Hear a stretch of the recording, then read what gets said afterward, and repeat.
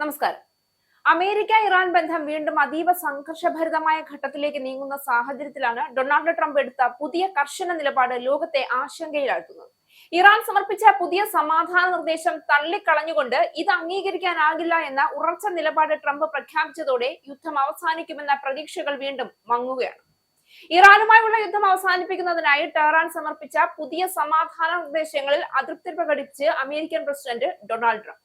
Iran ഒരു കരാറിന് തയ്യാറാണ് എന്ന് പറയുന്നുണ്ടെങ്കിലും അവരുടെ നിർദ്ദേശങ്ങൾ അംഗീകരിക്കാനാവില്ല എന്ന് വൈറ്റ് ഹൌസിൽ മാധ്യമപ്രവർത്തകരോട് സംസാരിക്കവേ ട്രംപ് വ്യക്തമാക്കി. ഇറാന്റെ നേതൃത്വത്തിനിടയിലുള്ള കടുത്ത ഭിന്നതയാണ് ഒരു ശാശ്വത പരിഹാരത്തിന് തടസ്സമാകുന്നതെന്നും അദ്ദേഹം കുറ്റപ്പെടുത്തി. ഇറാൻ ഭരണകൂടത്തിനുള്ളിൽ തന്നെ 3ഉം 4ഉം ഗ്രൂപ്പുകളായി തിരിഞ്ഞ് കടുത്ത അഭിപ്രായ വ്യത്യാസങ്ങൾ നിലനിൽക്കുന്നുണ്ടെന്നും അത്തരമൊരു ചിതറിക്കിടക്കുന്ന നേതൃത്വത്തിന് കൃത്യമായ ഒരു തീരുമാനമെടുക്കാൻ സാധിക്കില്ല എന്നും ട്രംപ് പരിഹസിച്ചു. ഇറാനുമായുള്ള വിഷയത്തിൽ തന്റെ മുന്നിൽ ഈ 2 വഴികൾ മാത്രമേ ഉള്ളൂ എന്ന് അദ്ദേഹം വ്യക്തമാക്കി. ഒന്നുകിൽ ശക്തമായ സൈനിക നടപടിയിലൂടെ അവരെ എന്നേക്കുമായി തകർക്കുക, അല്ലെങ്കിൽ കരാറിലെത്തുക.